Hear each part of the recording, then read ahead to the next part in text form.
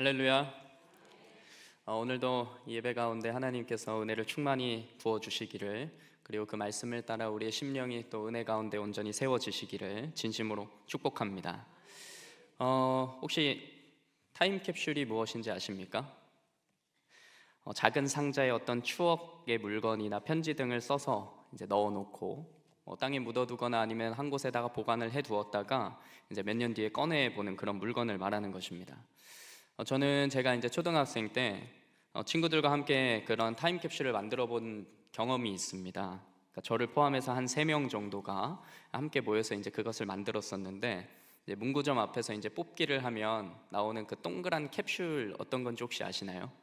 그래서 요거를 이제 100원짜리는 너무 조그맣고 한 200원짜리나 500원짜리 하면 한 이만한 큰 이제 캡슐이 나옵니다. 이제 그거를 이제 뽑아다가 이제 거기에 안에 있는 내용물은 버리고 이제 거기 안에 이제 각자 쪽지를 적어 놓거나 아니면 자신이 아끼는 물건들을 이제 하나씩 가져와서 그 안에 넣고 이제 물 들어가면 안 돼서 테이프로 막 칭칭칭 감아서, 저희 동네에 작은 공원이 하나 있었는데 지금 생각해 보면 유수지였던 것 같습니다. 이제 그것 한쪽 구석에다가 이제 땅을 파가지고 잘 묻어두었습니다. 근데 그렇게 이제 시간이 흘러서 이제 같이 함께 그것을 만들었던 타임캡슐을 만들었던 동네 친구들은 하나 둘씩 이제 다 이사를 가게 되었고, 이제 저만 남았었는데 저도 이제 그것을 까맣게 잊어버렸습니다. 언제 그걸 묻어두었는지 까맣게 잊어버렸다가 정말 한 몇 년 뒤에 문득 갑자기 생각이 나는 거예요. 제가 초등학생 때 묻었는데 거의 고등학생이 다 되어서야 기억이 났던 것 같습니다. 그래서 그곳에 이제 다시 가보았습니다. 근데 분명히 그때 묻어두었을 때는 그곳이 흙바닥이었는데 콘크리트가 이제 다 깔려 있는 거예요. 그래서 묻어두었던 곳이 어딘지는 알지만 파내지도 못하고 그냥 돌아왔던, 그냥 허탈하게 돌아왔던 그런 기억이 있습니다. 조금 허무하시죠? 분명히 함께 추억을 공유하고 또 기념하고 기억하기 위해서 만들었던 것인데 그것을 잊어버리고 나니까 아무런 소용이 없게 된 것이죠. 아무짝에 쓸모없는 일이 돼버린 것입니다. 오늘 본문에서 우리가 함께 보는 이 여호수아서에 나오는 이 길갈의 12돌의 기념비, 하나님께서 만들라고 명하셨던 이 길갈의 12돌 기념비도 마찬가지였습니다. 그러니까 함께 추억을 공유하고 은혜를 기념하고, 그러니까 주를 기억하기 위해서 만들었던 것이었는데, 이제 타임캡슐을 만들더라도 그것을 기억하지 못하면, 잊어버리면 아무런 소용이 없었던 것처럼, 그러니까 이 길갈에 세워진 기념비 역시 그것의 의미를 잊어버리고 그곳에 담긴 하나님의 은혜를 기억하지 못한다면 그러니까 아무런 소용이 없는 것이었습니다. 왜냐하면 하나님께서 이스라엘 백성들에게 이 기념비를 만들도록 하신 이유가 바로 이 기억하기 위함이었거든요. 기억하도록. 한번 따라해 보실까요? 기억하라. 다시 한번 기억하라. 맞습니다. 그것이 하나님께서 이스라엘 백성들에게 이 길갈의 12돌을 주셨던, 이 기념비를 만들라고 하셨던 그 이유였습니다. 이제 오늘 본문의 내용을 한번 자세히 들어가 보겠습니다. 오늘 본문에서 이스라엘 백성들은 이제 길고 길었던 그 광야의 생활들을 마치고 이제 가나안 땅을 들어가기 위해서 요단강을 건너기 직전의 상황에 놓여 있습니다. 이제 이 요단강만 건너면 이제 본격적인 가나안 정복 전쟁이 시작되는 것이었습니다. 하지만 요단강을 건너는 일은 그리 쉬운 일은 아니었습니다. 왜냐하면 이스라엘 백성들이 이제 이 요단을 건너려는 이 시기가 이 팔레스타인 지역의 우기에 해당하는 때였기 때문에 많은 비로 인해서 이제 강의 물이 굉장히 많이 불어나 범람하고 있는 그런 시기였기 때문입니다. 여호수아 3장 15절에 보시면 이런 표현이 있는데, 요단이 곡식 거두는 시기에는 항상 언덕에 넘치더라. 그러니까 물이 이제 가득 넘쳐 있는 이런 상황을 이야기하는 것입니다. 우리가 함께 읽지는 않았지만 4장에서도 그런 말씀이 나옵니다. 18절에 보시면 제가 읽어드리겠습니다. 요단물이 본 곳으로 도로 흘러서 전과 같이 언덕에 넘쳤더라. 그러니까 물이 많이 불어나 있는 그런 상황인 것이죠.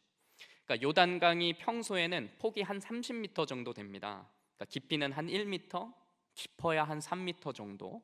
그런데 비가 엄청나게 많이 오는 이런 우기에는 물살이 막 거세질 뿐만 아니라 이 폭도 평소보다 거의 10배 이상 늘어납니다. 그러니까 거의 한 100m에서 한 300m까지, 깊이도 거의 한 5m 이상으로 엄청나게 깊어집니다. 그러니까 하나님께서는 이스라엘 백성들에게 바로 이런 상태의 요단을 건너가게 하신 것입니다. 이 덕소 지역에도 이제 한강이 있으니 여름에 그 장마철에 비가 많이 내리고 난 뒤에 이제 강물이 불어나 있는 모습들을 아마 성도님들께서도 많이 보셨을 겁니다. 그렇게 물이 많이 막 불어나 있을 때는 막 물살이 잔잔하던가요? 전혀 아니죠. 막 세차게 막 흐릅니다. 그리고 물도 깨끗하지 않습니다. 어떤 물이죠? 흙탕물. 아주 흙탕물로 인해서 갑자기 불어난 물로 인해서 주변에 흙도 막 무너지고 쏟아지고 물살도 거세기 때문에 물이 거의 흙탕물에 가깝습니다. 그런 강물을 보면서 누가 그곳에 들어가고 싶다는 생각을 하겠습니까? 누구도 그곳에 들어가고 싶다는 생각을 하지 못하는 것입니다. 그러나 하나님께서는 바로 그러한 요단강을 건너가게 하신 겁니다. 백성들도 어쩌면 이게 맞나? 이런 생각을 했을지도 모릅니다. 이게 맞나? 이게 맞나? 앞서 이야기한 대로 요단강은 물살이 분명히 잔잔한 때도 있었고 쉽게 건너갈 수 있는 시기도 있었습니다. 그러나 하나님께서는 이 요단강이 범람하는 이 시기에 굳이 이스라엘 백성들이 그 강을 건너가게 하신 것입니다. 때때로 저는 우리의 삶도 이와 같다고 느껴질 때가 있지는 않으십니까? 분명히 더 쉬운 길이 있는 것 같은데, 하나님이 나를 그렇게 인도해 주셨으면 참 좋겠는데, 하나님께서 마치 더 크게 돌아가게 하시는 것처럼 느껴지실 때가 없으시냐는 말입니다. 뭔가 평탄하고 편안한 길로 인도해 주시면 참 좋을 텐데, 하나님께서는 왜 자꾸 나를 이런 힘겨운 길로 인도하시는지, 왜 자꾸 어려운 일을 내게 주시는지 원망하고 불평이 나올 때가 있지 않으시냐는 말입니다. 기왕 하나님 믿는 거, 이왕 교회 다니는 거, 내게 늘 좋은 일, 기쁜 일, 뭔가 편하고 쉬운 길만 걸어갔으면 참 좋겠는데, 혹 내게 어려움이 오더라도 그 어려움이 너무 심하지 않기를, 내가 주저앉기 전에 하나님이 다 알아서 해결해 주시기를 바라는 마음이 우리 모두에게 있지 않으시냐는 말입니다. 하지만 하나님께서는 때때로 우리를 이 범람하는 요단강을 건너가게 하십니다. 분명히 쉬운 길이 있는데도 돌아가게 하시는 때가 있습니다. 왜 내게 이런 어려운 일들만 생기는지 고민스러운 순간들이 있습니다. 하지만 사랑하는 우리 덕소교회 성도 여러분, 반드시 기억하시기 바랍니다. 하나님께서 이스라엘 백성들이 이 범람하는 요단강을 건너도록 하신 까닭은 그들을 힘겹게 만들거나 아니면 괴롭게 만들기 위해서가 아니었습니다. 오히려 그와는 정반대였습니다. 이렇게 어려운 길이라 할지라도 하나님과 함께 한다면 믿음으로 능히 건너갈 수 있음을 보여주고 계시는 것이죠. 앞으로 너희가 부딪히는 수많은 어려움 속에서 하나님을 놓지 않고 믿음으로 살아간다면 눈앞에 범람하는 이 강물도 끊어져서 너희가 마른 땅과 같이 건널 것이다. 바로 이 믿음의 원리를 우리에게 가르쳐주고 계시는 줄 믿습니다. 세상을 이기는 힘은 이것이니 오직 믿음이라 하셨던 그 중요한 신앙의 원리를 놓지 않으시는 저와 우리 성도님들 되시기를 진심으로 축복합니다. 그분은 절대 우리를 무너뜨리기 위해서, 우리에게 실망감을 주시기 위해서 고난의 길을 걷게 하시는 분이 아닙니다. 성경에서도 말씀하고 계시듯이 그분은 우리를 시험하시는 분이 아니시기 때문이죠. 사실은 오히려 정반대입니다. 계속해서 이야기하지만 이 땅에는 인간의 죄로 인하여 우리 스스로의 연약함으로 인하여 스스로 시험에 빠지고 고난이 필연적으로 발생합니다. 하지만 그 가운데서도 오직 하나님을 의지할 때 능히 승리할 수 있음을 나타내 보이시는 분이십니다. 정말로 많은 부분에서 성경은 이를 증거합니다. 정말로 많은 부분에서 지금 이렇게 말하는 동안에도 여러 가지 말씀들이 막 많이 생각나는데, 신명기 8장에서도, 이사야서 43장, 55장에서도, 시편 23편, 34편, 37편에서도, 요한복음 16장에서도, 고린도후서 1장 4장에서도, 히브리서 11장 12장에서도, 요한계시록 2장 3장 7장 12장 21장 같은 여러 가지 많은 부분에서도, 이 외에도 너무나도 많은 성경의 구절들이 이것을 증거합니다. 고난 중에도 우리를 버리지 않으시는 하나님, 고난 중에도 나와 함께 하시는 하나님, 고난의 결과가 과정임을, 고난은 결과가 아니라 과정임을 보여주시는 하나님, 눈앞에 커 보이는 고난의 문제보다도 훨씬 더 크신 하나님, 그리고 그 믿음으로 승리하게 하시는 그 하나님, 그것을 우리는 말씀을 통해서 확인할 수 있음을 믿습니다. 사랑하는 성도 여러분, 말씀을 가까이 하시기 바랍니다. 다시 한번 이 말씀 안에서 진리를 발견하시기를 주님의 이름으로 축복합니다. 그리고 그 말씀을 붙들고 늘 믿음으로 승리하시기를 간절히 소망합니다. 다시 우리 본문으로 돌아오겠습니다. 이렇게 하나님께서는 우기에 막 사납게 범람하는 이 요단 강물을 이제 멈추시고 약 200만에 가까운 백성들을 건너가게 하셨습니다.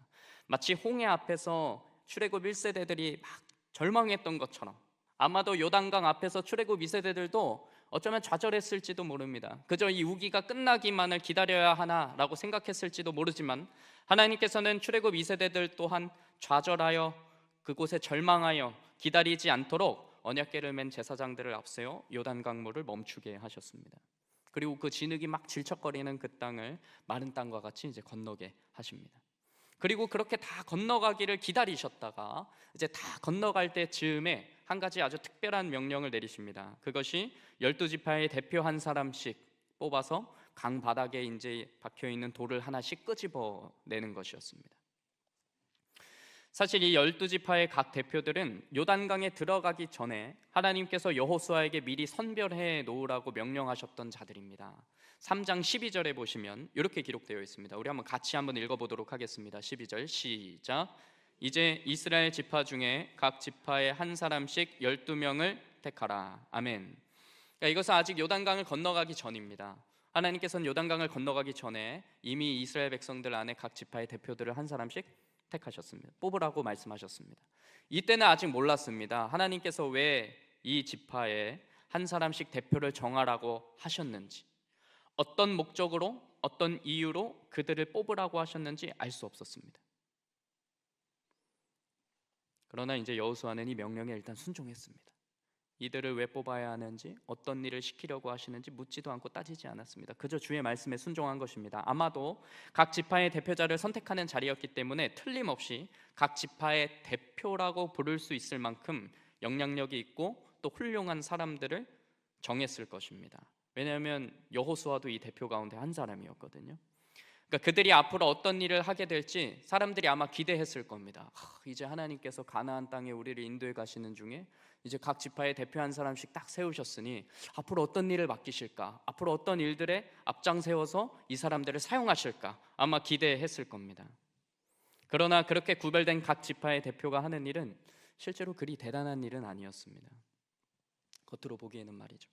물론 실제로는 중요한 일이긴 했습니다. 왜냐하면 이 일은 하나님의 은혜를 기억하게 하는, 그리고 다음 세대들에게 이 하나님의 일하심을 나타내는 중요한 기념비를 세우는 일이었기 때문이죠. 그러나 겉으로 보기에는 정말 별거 아닌 일이었습니다. 그냥 강바닥에서 뭐 하나씩, 그냥 돌 하나씩 어깨에 짊어지고 나오는 것뿐이었어요. 하지만 하나님께서는 겉으로 보기에 별로 이렇게 대단해 보이지 않았던 이 일을 통해서 이스라엘 백성들 안에 아주 중요한 일을 행하시는 것입니다. 다시 한번, 겉으로 보기에는 아무것도 아닌 것처럼 보이는 이 일을 통해서 하나님께서는 그곳에 자신의 일하심과 은혜를 나타내셨다라는 말입니다. 저는 우리가 하는 모든 일들도 이와 마찬가지라고 생각합니다. 겉으로 보기에는 아무것도 아닌 것처럼 보이는, 때로는 아주 작은 것처럼 보이는 일이지만 이 일을 하나님께서는 감당하도록, 우리가 감당하도록 미리 예비하시고 준비하셨음을 믿음으로 고백하시기를 진심으로 축복합니다. 성도님들의 삶의 자리에서 아무것도 아닌 것처럼 보이는 작은 일이라 할지라도 그것을 믿음으로 행하실 때 하나님께서는 그 일을 통해서 우리들의 삶의 자리에 아주 중요한 은혜의 기념비들을 세워갈 것이라 저는 확신합니다. 교회에서 섬기는 자리에서도, 그리고 우리가 머물고 있는 각자의 일상의 자리에서도, 직장에서, 일터에서, 가정에서, 우리의 모든 삶의 자리에서 믿음으로 살아가시며 그 하나님의 일하심을 경험하시기를, 그리고 정말 작은 일에도 하나님께서 함께 하심을 기억하시고 그 작은 일부터 하나님 앞에서 신실하게 드리시는 저와 여러분들이 되시기를 진심으로 축복합니다. 교회에서 은혜를 받고 그 은혜의 기념비를 삶의 자리에 세우시기를 진심으로 축복합니다. 오늘 본문의 말씀을 잘 보십시오. 오늘 본문의 말씀을 한번 잘 보십시오. 그 은혜의 기념비를 하나님께서 어디에 세우도록 명하시는지를 한번 잘 보시기 바랍니다. 오늘 본문은 길갈을 통하여서 하나님께서 길갈에 하나님의 12돌을 세우도록 명하시는데, 이 길갈은 요단강으로부터 한 3km 정도 떨어져 있는 곳입니다. 하나님께서는 은혜를 경험한 그 요단 땅에 그 12돌의 기념비를 세우도록 하신 것이 아니라 그 요단으로부터 떨어져 있는 길갈까지 그 돌을 옮겨와 그곳에 12돌을 세우도록 하신 것입니다. 하나님께서는 그곳에 머물게 하지 않으시고 그곳에서 경험한 은혜를 길갈이라는 그들이 앞으로 삶의 터전으로 삼아서 전쟁해야 하는 곳까지 가져오도록 하신 것입니다.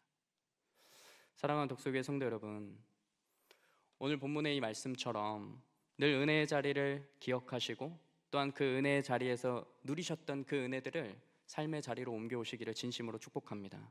교회에서 은혜를 받으셨다면 교회의 은혜의 기념비를 세우고 집으로 돌아가시는 것이 아니라 이곳에서의 은혜를 마음 가운데 품고 삶의 자리에서 그 은혜의 기념비들을 세워가시길 진심으로 축복합니다. 교회에 나와서만 은혜를 기억하고 교회에서 하나님의 사랑을 떠올리고 집에 가서는 잠깐 내려놓고 다시 우리의 삶으로 우리의 마음으로 나의 모습에 집중해서 살아가는 것이 아니라 우리의 삶의 자리 안에서 하나님의 은혜를 날마다 기억하며 살아가실 수 있기를 진심으로 축복합니다. 이 요단강에서부터 이 길갈의 거리 3km, 제가 한번 찍어보니까요, 이 덕소 교회부터 한 덕소까지가 한 1.5km 정도 되더라고요. 그러니까 아주 가까운 거리는 아닙니다. 아주 엄청나게 멀진 않지만 아주 가까운 거리는 아닙니다. 이 길갈까지가 적게는 3km, 학자에 따라서는 넓게는 10km까지도 보거든요. 그러니까 그 거리를 이 어깨에다가 짊어질 만큼의 큰 돌을 메고 가는 것입니다.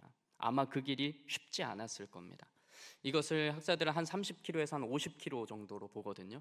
그러니까 우리가 중간치로 한 40km라고 생각하면 양 어깨에다가 이제 20kg 쌀가마니 2개를 얹고 이제 가는 것입니다. 그러니까 그 길이 정말로 쉽지 않았을 겁니다. 게다가 이 길갈까지, 요단에서 이 길갈까지의 거리가 원만한 오르막이 이렇게 쭉 진행되는 길이에요. 그러니까 평지나 아니면 뭐 내리막이나 쉬운 길이 아니었다는 이야기를 하는 것입니다. 이건 뭐 확실하지는 않지만 추측하건대 이 대표자들이 혼자 다 낑낑거리면서 짊어지고 갔을까 싶습니다. 거기서 꺼내오는 것은 대표자였지만 아마 함께 도와서 옮기지 않았을까, 이런 생각도 해봅니다. 뭐 그것은 중요하지 않습니다. 어찌됐든 중요한 것은 무엇이라고요? 그들이 머무는 삶의 터전 안에 하나님께서 이 길갈의 12기념비를 세우도록 하셨다는 것입니다. 다시 한번 말씀드립니다. 은혜의 자리에서 경험한 은혜를 삶의 자리로 가져오시기를 진심으로 축복합니다. 오늘 본문을 통해서 또한 그런 메시지를 보실 수 있기를 진심으로 소망합니다. 믿음과 삶이 따로 노는 것이 아니라 믿음 따로, 삶 따로, 교회 생활 따로, 가정 생활 따로, 믿음 생활 따로, 직장 생활 따로, 그것이 아니라 우리의 모든 삶의 반경이 믿음 안에서 이루어지시기를, 늘 은혜를 기억하시면서 살아가시기를 진심으로 축복합니다. 아마 이것을 하기 위해서는 우선은 은혜의 자리를 사모하셔야 할 겁니다. 사랑하는 성도 여러분, 예배를 사모하십시오. 말씀을 사모하십시오. 기도의 자리를 사모하십시오. 그리고 그곳에서 늘 은혜를 경험하시기를 진심으로 소망합니다. 예배의 은혜가, 내 삶 가운데 있는 기도의 은혜가, 말씀의 은혜가 이곳에서 사라지는 것이 아니라 이곳에서 그 은혜의 향기가 시작되어서 그 은혜의 잔향이 삶으로 또한 이어지시기를 다시 한번 축복합니다. 그리고 오늘 정말로 중요한 사실 하나는, 하나님께서 이 은혜의 기념비가 세워진 길갈에서 백성들에게 할례를 행하시고 진정으로 하나님의 백성이 되었음을 다시 한번 나타내십니다. 그래서 이 길갈이라는 지명이 굴러가다, 즉 너희의 수치가 지나갔음을 나타내는 것이라고 말씀하십니다. 우리 그 말씀 한번 같이 보겠습니다. 여호수아 5장 9절의 말씀입니다. 우리 한 목소리로 한번 같이 읽겠습니다. 시작. 여호와께서 여호수아에게 이르시되 내가 오늘 애굽의 수치를 너희에게서 떠나가게 하였다 하셨으므로 그곳 이름을 오늘까지 길갈이라 하느니라. 아멘. 다시 한번 강조하겠습니다. 하나님께서는 이 길갈에 은혜의 기념비를 세우시고 그곳에서 백성들의 수치가 지나가도록 하셨습니다. 그리고 이스라엘 백성들은 이제 길갈을 시작으로 이곳을 전쟁 기지로 삼아서 앞으로 가나안 정복 전쟁의 출입들을 이 길갈을 통해서 하게 됩니다. 다시요, 하나님께서는 이스라엘 백성들에게 길갈의 은혜의 기념비를 세우게 하시고 그곳에서 그들의 무엇이 지나가게 하셨다고요? 수치가 지나가게 하신 것입니다. 그리고 그곳에서 전쟁, 즉 믿음의 선한 싸움을 해나갈 수 있도록 하신 것입니다. 그들이 전쟁을 해나갈 때마다 때로는 지쳤을 겁니다. 때로는 힘들었을 겁니다. 눈앞에 보이는 전쟁이 너무나도 버거워서 이거 할 수 있을까? 염려하는 마음도 분명히 있었을 것입니다. 그러나 그들은 무엇을 보며, 길갈의 12돌을 보며 기억하는 것입니다. 요단을 건너가게 하셨던 그 하나님, 이 싸움의 시작을 은혜 가운데 시작하게 하셨던 그 하나님, 우리의 힘으로는 아무것도 할 수 없는 그 상황 속에서도 그분을 믿음으로 의지하며 나아갔을 때 진짜 물을 끊어내시고 마른 땅과 같이 건너게 하셨던 그 하나님, 날마다 기억하며 이곳에서 선한 싸움을 해나간 것입니다. 이제 제가 정말로 하고 싶은 이야기를 하겠습니다. 잘 아시는 것처럼 여호수아는 이번 올해를 시작하는 매일 성경의 본문이었습니다. 그동안 제가 얼마나 많이 이 본문을 읽어보았겠습니까? 그런데 올해 1월에 이 여호수아의 본문을 묵상하는데 하나님께서 그 새 은혜와 감사를 막 제게 부어주셨습니다. 정말 수도 없이 읽어왔던 본문이었지만 이 안에 담겨있는, 아니 사실은 이미 드러나 있는 그 복음의 메시지가 보이기 시작했습니다. 저는 오늘 이 본문이 놀랍도록 예수 그리스도의 십자가 사역과 닮아 있다고 생각합니다. 비유적으로 풀린다는 것이 아니라 구속사적 의미가 통한다는 것입니다. 하나님께서는 오늘 이 본문에서 이스라엘 백성들 가운데 대표자 한 사람을 택하시고 한 사람씩 택하시고 그들의 어깨에는 무거운 돌을 짊어지게 하셨습니다. 그리고 그들은 길갈을 향해 오르막을 올랐고 그곳에 기념비를 세웠습니다. 하나님께서는 그것이 영원히 기념이 되리라 라고 말씀하셨고 그곳의 백성들에게 할례를 행하셨으며 그곳에서 수치가 지나갔음을 선포하십니다.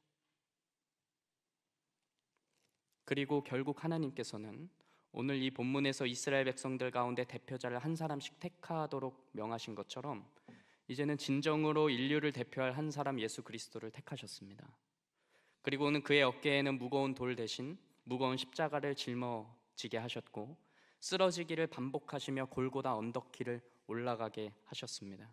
그리고 그곳에 십자가를 세우시고 그곳에서 모든 인류의 죄를 대속하심으로 죄의 수치가 지나가게 하셨습니다.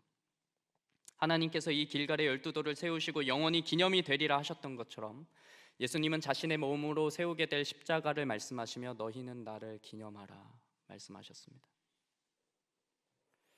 사실 우리 가운데 하나님의 은혜를 기억할 수 있는 가장 중요한 은혜의 기념비는 예수 그리스도의 십자가임을 잊지 마시기 바랍니다. 우리의 삶의 자리에서 그리스도의 십자가가 세워져 있음을, 그 은혜를 잊지 않으시기를 진심으로 소망합니다.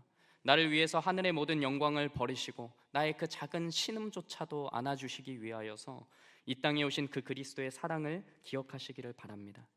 오늘 말씀의 제목은 영원히 기념이 되리라 이것입니다. 영원히 기념이 되리라. 7절에서 이야기하듯이 이것은 길갈의 12돌을 향한 말씀이기도 하지만 오늘날 우리에게는 진정한 은혜와 수치의 자유를 위해 골고다 언덕에 세우신 예수 그리스도의 십자가를 향한 말씀인 줄 믿습니다.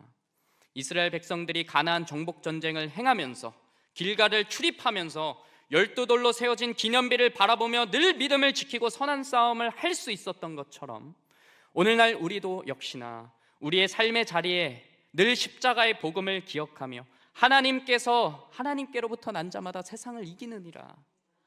세상을 이기는 것은 이것이니 우리의 믿음이니라. 예수께서 하나님의 아들이심을 믿는 자가 아니면 세상을 이기는 자가 누구냐 하셨던 그 말씀처럼 오직 이 믿음의 선한 싸움을 승리하며 나가시는 저와 여러분들이 다 되시기를 주님의 이름으로 축복합니다.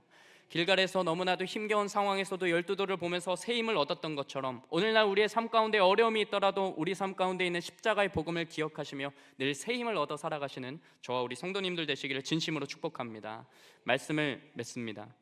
오늘 본문에 기념하라 라고 되어 있는 이 기념이라는 히브리어는 기록이라는 뜻을 가지고 있습니다. 기록, 즉 길갈의 12돌, 이 은혜의 기념비는 쉽게 말해서 기록된 은혜입니다. 기록된 은혜, 하나님의 은혜를 기록해 놓은 기념비라는 말입니다. 그리고 오늘날 우리에게도 주어진 기록된 은혜가 있습니다.